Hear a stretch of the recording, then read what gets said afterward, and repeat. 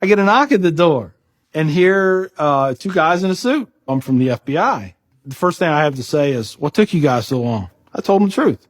I was going to make my own IED, and I was going to set across the Islamic Center over in a bank's parking lot, and I was going to dial it in and just watch the show.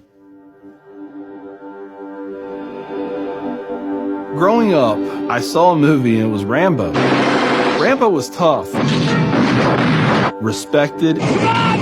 He had intestinal fortitude. I said, that's what I want to do. I went off and joined the Marine Corps. I wanted the action. The first time I got shot at, I remember looking at my watch and I says, man, this time last year I was in English class. I fought several times in the Middle East, Desert Shield, Desert Storm, South America, Philippines, Somalia. I think the worst things that I have seen is dead children. I had to suck it up. I had to be there for my guys. Each one of those teardrops stands for a confirmed kill. I stopped adding after 26. Where I was taught, Marine Corps, just own it and then let it go. But there comes a time when there's too much of that, and you can't turn it off anymore. I want you to give me a window into your state of mind at that time.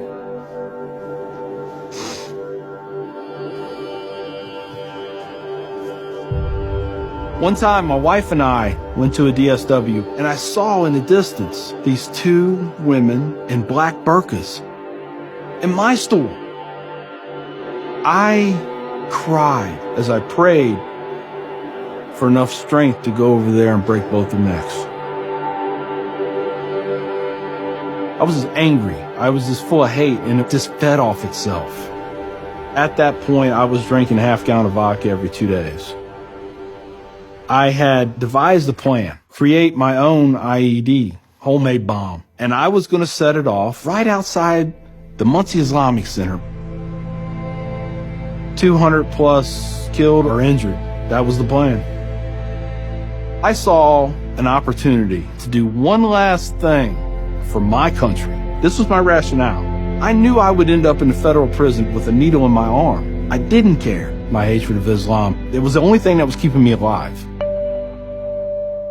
So one day my daughter comes home, second grade maybe. She was telling me about this little boy who sat across from her. His mom came to get him. She said she had scarves on her, and she had a dress all the way down to her feet, and you couldn't see her on nothing but her eyeballs. At that point, I snapped. Started spewing things out of my mouth that should never be said in front of children or anything.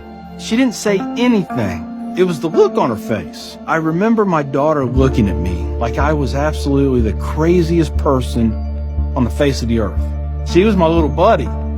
She used to say we were road dogs.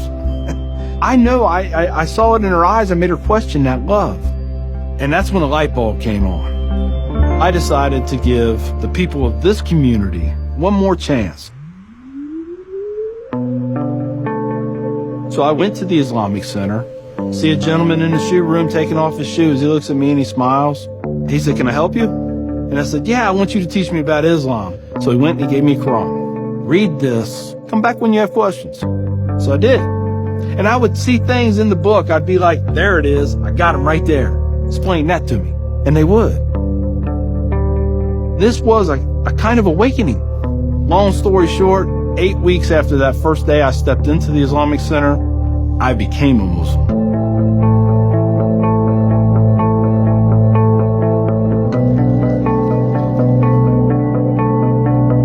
I'm a Muslim, a veteran, and a proud American.